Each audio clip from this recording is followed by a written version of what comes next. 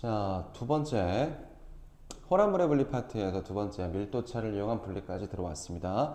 밀도차를 이용한 분리를 이용을 하려면 일단 같은 물질의 상태끼리 섞여 있을 때 분리가 가능해요. 같은 물질의 상태라고 하는 것은 고체와 고체가 섞여 있거나 혹은 액체와 액체가 섞여 있을 때 밀도 차이 가지고 분리를 할 수가 있습니다. 자, 먼저 고체 혼합물을 분리를 해볼게요. 고체와 고체가 섞여 있어요. 첫 번째.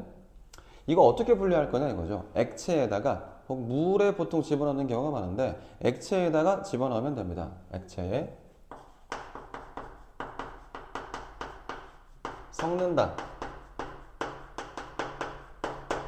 자, 예를 들면 물이나 소금물 같은 데 집어넣을 겁니다. 자, 그런데 이 액체가 가지는 조건이 두 가지 정도가 필요합니다. 첫 번째, A라는 고체와 B라는 고체가 있어요. 둘 다 물에 집어넣었다고 하자. 물에 집어넣었어. 근데 이 고체가 물에 녹아버려요. 그럼 됩니까? 안 됩니까? 안 되죠. 그쵸? 자, 첫 번째 조건으로는 이 액체는 이 두 가지 물질의 고체를 둘 다 녹여서는 안 됩니다. 두 물질을 녹이지 않을 것. 첫 번째 조건입니다. 분리하려고 하는 두 물질을 녹이지 않아야 됩니다. 않을 것. 자, 비커가 있어요. 비커에다가 물을 집어넣어 놓고 A와 B를 동시에 집어넣었을 때 두 물질이 일단 물에 녹지 않는다고 가정을 했었고요. 그러면 이제 밀도를 봤을 때 밀도가 큰 거는 밑으로 가라앉는단 말이죠. 밀도가 작은 건 위로 뜰 거예요. 그런데 이 액체의 밀도는 이 고체 두 물질의 밀도의 중간 정도 밀도를 갖고 있어야지 하나는 밑으로 가라앉을 거고 하나는 위로 뜰 수가 있을 거죠. 그쵸? 자, 두 물질의 중간 정도 밀도를 가지고 있어야지 이 고체 A와 B를 분리를 할 수가 있습니다. 첫 번째 고체 혼합물의 분리에 대해서 봤고요. 분리 예를 한번 볼게요. 총 4개 정도 있습니다. 첫 번째 좋은 벽시 호르기가 있어요. 벽시라고 하는 것은 그 쌀이죠.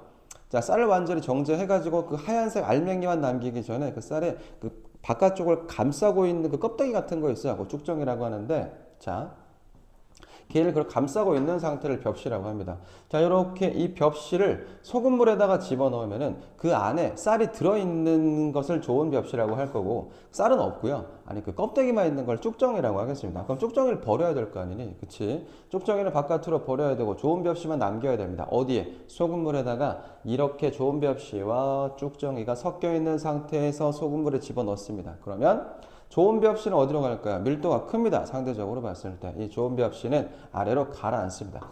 밑에 좋은 벽시가 가라앉을 거고요. 그 다음에 쭉정이는 소금물 위로 둥둥 뜰 겁니다. 쭉정이. 됐습니까? 자, 이렇게. 그럼 쭉정이가 밀도가 제일 작고요. 그 다음에 소금물의 밀도가 조금 더 크고 좋은 벽시가 밀도가 가장 크다라는 결과를 얻을 수가 있겠죠. 이렇게 밀도차를 이용을 해서 좋은 벽시와 쭉정이를 구분을 해냈습니다. 액체에 집어넣었죠. 자, 두 번째죠. 자, 싱싱한 달걀 고르기 있어요. 달걀은 시간이 좀 오래돼서 상하면 그 안에 기포 같은 것들이 좀 생긴단 말이에요. 그러니까 밀도가 조금 작아져요. 자, 그래서 상한 달걀은 밀도가 조금 작아지기 때문에 소금물에 집어넣었을 때 싱싱한 달걀과 상한 달걀을 비교하면 싱싱한 달걀은 밀도가 큰 상태이기 때문에 밑으로 가라앉을 겁니다. 밀도가 크면 무조건 밑으로 가요. 밑으로 가라앉고요. 상한 달걀은 소금물 위로 둥둥 뜰 거예요. 이렇게. 자, 다음 세 번째. 스타이로폼과 모래를 분리할 건데, 스타이로폼은 여러분이 알고 있는 그 스티로폼이에요. 그 냉동식품 같은 거 시키면 스타이로폼에 들어간 상태로 오죠. 바깥에 있는 그 스타이로폼. 밀도가 굉장히 작습니다. 자, 그러면은 물에다가 모래와 스타이로폼을 집어넣었어요. 이 너무너무 당연하죠. 모래는 밑으로 가라앉을 거예요. 그렇죠? 그 다음에 물 위로 뭐가 뜨겠니? 이게 스타이로폼은 스티로폼이라고도 하죠. 스타이로폼은 위에 둥둥 뜰 겁니다. 밀도를 보면 이건 안 적혀 있네요. 스타이로폼의 밀도가 제일 작고 적을까? 적지 말까? 안 적어도 될 것 같아요.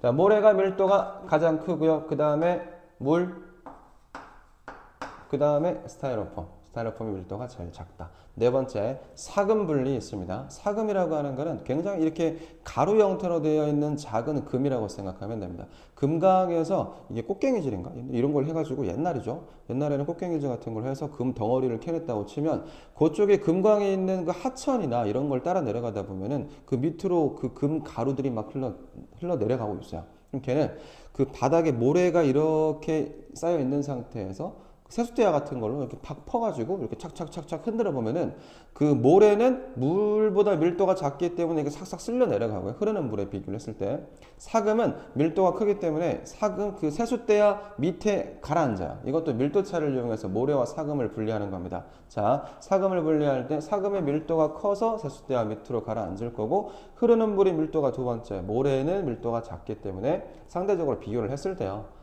금과 모래는 밀도가 작아서 위에서 쓸려서 내려갈 수가 있겠다. 여기까지가 고체 혼합물의 분리라고 해서 내용 별로 안 됩니다. 어려운 거 없어요. 하여튼 밀도가 크면 밑으로 가라앉고요. 밀도가 작으면 위로 둥둥 뜰 건데 물에다 집어넣어 가지고 그 두 개를 분리하겠다. 그겁니다. 중요한 거 시험에 자주 나오는 내용은 요겁니다. 액체의 조건이요. 자, 액체 물질의 조건, 두 물질을 녹여서는 안 되고요. 별표하고 두 물질의 중간 정도의 밀도를 갖고 있어야 된다. 이게 액체 물질에다가 고체를 집어넣어서 분리할 때 액체 조건입니다. 됐나요? 자, 두 번째 액체 혼합물의 분리 보겠습니다. 여기 같은 경우는 조건이 크게 까다롭지 않습니다. 그냥 두 액체가 섞이지만 않으면 됩니다.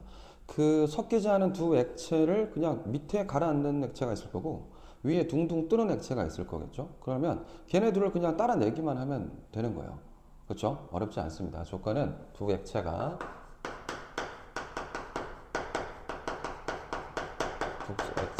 섞이지 않을 것. 간단해요. 예를 들면은 물하고 에탄올 같은 경우는 안 된다는 얘기죠. 걔네 둘이는 섞여 있기 때문에 밀도 차이 가지고 정확히 눈으로 봤을 때도 분리를 할 수가 없습니다. 식용유하고 물 같은 경우 섞이지 않습니다. 그죠? 식용유는 밀도가 작기 때문에 위에 둥둥 떠 있을 거고 물은 밑에 가라앉아 있을 거야. 그러면 위에 거를 먼저 건져내느냐, 밑에 거를 먼저 뽑아내느냐, 이 두 개의 차이가 있을 거라는 얘기죠. 자, 분리 방법이 나오는데 이 분별 깔때기라고 하는 기구가 있어요. 실험 기구입니다. 뭐 되게 특별한 기구가 아니에요. 뭐 전자장치 같은 것도 아니고요. 그냥 유리로 만든 이 그릇 같은 거 있죠. 컵 같은 거에다가 물을 먼저 집어넣거나 식용유를 먼저 집어넣거나 집어넣어요. 하여튼 집어넣은 다음에 이렇게 뭐 흔들어 가지고 실험하는 경우도 있기는 한데 얘네를 이렇게 집어넣으면은 하나는 밀도가 큰 거겠죠. 밀도가 큰 거는 밑에 가라앉을 거고요. 밀도가 작으면 위에 둥둥 뜰 겁니다. 자, 그러면 그 실험 방법부터 한번 살펴볼게요. 이게 뚜껑이 있는데 뚜껑을 열어가지고 이거 코크라고 합니다. 이 코크를 잠근 상태에서 얘를 잠궈 놓고 뚜껑을 열어서 식용유와 물을 집어넣죠. 그런 다음에 자, 밑에 가라앉아 있는 게 이게 아마 물일 겁니다. 물하고 식용유를 분리한다고 생각을 하면 위에 떠 있는 게 식용유겠죠. 자, 이렇게 됐어요. 그런 다음에 뚜껑을 항상 반드시 실험을 할 때는 밑에 얘가 뚜껑을 열어야 돼요. 뚜껑 오픈 이 열어야 됩니다. 이 막혀있는 상태에서는 코크를 열어봤자 물이 밑으로 내려오지 않습니다. 이게 왜 뚜껑을 열어야 되냐면 뚜껑을 열었을 때 공기가 이제 요 식용유 표면을 눌러주겠죠. 대기압이라고 합니다. 이렇게 꾹 눌러줘야지 얘가 밑으로 내려올 수가 있죠. 뚜껑이 막혀있는 상태는 코크를 열어봤자 얘가 안 나온다는 얘기야. 됐나요? 이거 실험해보고 싶으면은 페트병에 들은 콜라 같은 거 있어요. 콜라 밑에다가 구멍 뻥 뚫어가지고 뚜껑 막힌 상태에서 가만두면은 이게 콜라가 밑으로 빠져나오지 않는데 이 뚜껑을 열면은 이제 콜라가 밑으로 빠져나오기 시작해요. 대기압이 이제 콜라를 눌러줘야지 얘가 나오는 겁니다. 됐나요? 자, 그래서 밑으로 나오는 걸 쭉 이제 모읍니다. 그러니까 물이 이제 다 모이겠죠. 밑에 내려오는 건 물입니다. 자, 밀도를 비교해야 돼요. 그래서 물하고 식용유의 밀도를 비교하면 물의 밀도가 더 크기 때문에 밑으로 쭉 내려갈 수가 있겠죠. 그럼 쭉 내려가다가 거의 다 내려갔는데 완벽하게 뽑아낼 수는 없어요. 여기 조금 남기고 나서 잠궈요. 그런 다음에 뚜껑 연 상태에서 식용유를 뒤집어 갖고 빼내면 됩니다. 이렇게 분별 깔때기를 가지고 두 가지 액체를 분리해낼 수가 있죠. 자, 분별 깔때기는 대체로 양이 많을 때 이거 실험기구 사용합니다. 자, 분별 깔때기는 비교적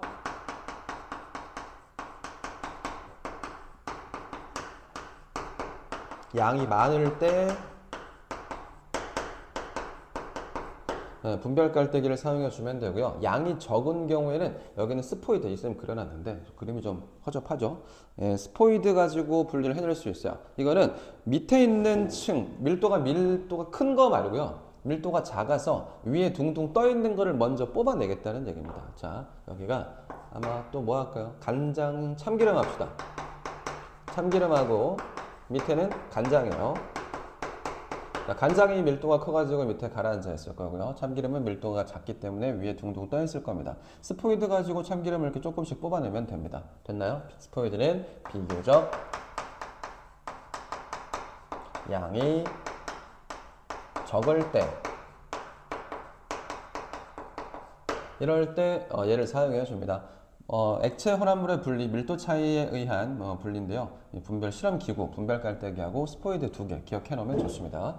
자, 다음에 세 번째 액체 혼합물을 분리를 할 건데 여러 가지가 있어요. 이 중에서 외워야 되는 거는 하나밖에 없습니다. 사유화탄소. 이걸 처음 들어봤을 거예요. 사유화탄소. 얘만 기억하고 나머지는 대체로 다 알고 있는 내용일 겁니다. 보자. 물하고 식용유 중에서는 당연히 물이 밀도가 크겠죠. 그러면 물이 밑으로 가라앉고 식용유 위에 떠 있을 겁니다. 그죠? 간장이랑 참기름 이거 군만두나 만두 찍어 먹을 때 간장 위에 참기름 같은 거 둥둥 떠 있잖아요. 고추기름이 떠 있기도 하고. 그러니까 기름이 뜬다는 얘기는 간장의 밀도가 더 크기 때문이죠. 이렇게. 그 다음에 에테르라는 물질은 들어본 적이 없을 거예요. 에테르라는 물질이 있는데 이것도 마찬가지로 물이 밀도가 더 큽니다. 그래서 물이 밑으로 가라앉아요. 이거 사유화탄소 있죠? 이 사유화탄소는 이 액체입니다. 얘도 액체인데 한 번도 들어본 적도 본 적도 없는 액체예요. 근데 실험 나와 있어요. 자, 이 사유화탄소가 물보다 밀도가 조금 더 크기 때문에 얘가 밑으로 가라앉고요. 얘는 둥둥 뜹니다. 이거까지 기억해야 됩니다. 그래서 이거를 여러분들이 잘 모를 거라고 생각하고 시험 문제로 이걸 내죠. 선생님께서 이걸 출제하실 경우가 있습니다. 간혹 출제합니다. 자, 세 번째 밀도차를 이용한 분리. 예를 몇 가지를 봤는데 저기 처음부터 좋은 벽시 고르기 있었고요. 싱싱한 달걀 고르기, 스타이로폼과 모래 분리, 사금 분리하고 그다음에 물하고 식용유, 간장, 참기름, 물, 에테르, 사유화탄소, 물까지 있는데 몇 개가 더 있어. 혈액을 분리한다. 이것도 밀도 차이 가지고 분리할 수 있습니다. 원심 분리기라고 하는 그 기계가 있죠. 우리 5단원 소화 파트, 그 순환 파트 할 때 배웠죠. 거기서 혈액은 대부분의 거의 반반인데요. 혈액을 원심 분리기에 돌렸을 때 약간 성분이 많은 게 혈장이 그 조금 퍼센테이지가 높았고요. 그 다음에 혈구는 조금 적었어요. 55%, 45%쯤 된단 말이죠. 근데 어떤 물질이 밑에 가라앉았는지 기억을 해야 됩니다. 혈구가 혈장 밑으로 가라앉아 있어요. 그럼 이유는 혈구가 밀도가 크기 때문이겠죠. 혈액을 분리했을 때 혈구와 혈장으로 나누어지는데 혈구가 밀도가 커서 아래층에 가라앉아 있고 혈장은 위에 떠 있다. 그렇죠? 그다음에 바닷물에서 기름 제거. 바닷물이 이렇게 있어요. 있으면은 유조선이라고 하는 기름을 싣고 우리나라로 들어오는 배가 있죠. 그 배에서 뭐 사고가 났어. 바위 암초 같은 데 부딪혀가지고 그 기름통이 빵꾸가 났단 말이야. 그럼 줄줄 새겠죠. 근데 다행이라고 하면 다행이지만 만약에 기름이 바닷물에 잘 섞이는 물질이라고 생각을 해보자. 그럼 걔는 분리를 해낼 수가 없어요. 근데 마침 다행히 기름은 바닷물 위에 둥둥 뜨기 때문에 표면에 이렇게 막 퍼져 있어요. 그럼 걔 어떻게 하면 됩니까? 흡착포라고 하는 그 천이 있어요. 그 천을 그 둥둥 떠 있는 그 기름바다 위에 걔를 뿌리는 거죠. 착 던졌어. 그럼 흡착포가 기름을 머금습니다. 그럼 그 흡착포를 다시 건져내면 기름만 건져낼 수가 있어요. 그런 과정을 굉장히 오랫동안 많이 반복을 해야 되겠죠. 그래서 기름을 건져내면 다시 깨끗한 바다가 될 수가 있다. 그렇죠. 우리나라의 태안반도라고 하는 그 황해 쪽에 그쪽에 기름이 한번 그 유출된 적이 있어요. 그래갖고 그 갯벌이랑 그 돌이랑 완전 난리가 났었던 적이 있었거든요. 거기 그 굉장히 많은 사람들이 거기 가서 기름을 제거하느라고 노력을 많이 했었어요. 그 지금은 다시 원상복구 됐다고 하는데 하여튼 그 기름은 바닷물 위에 둥둥 뜨기 때문에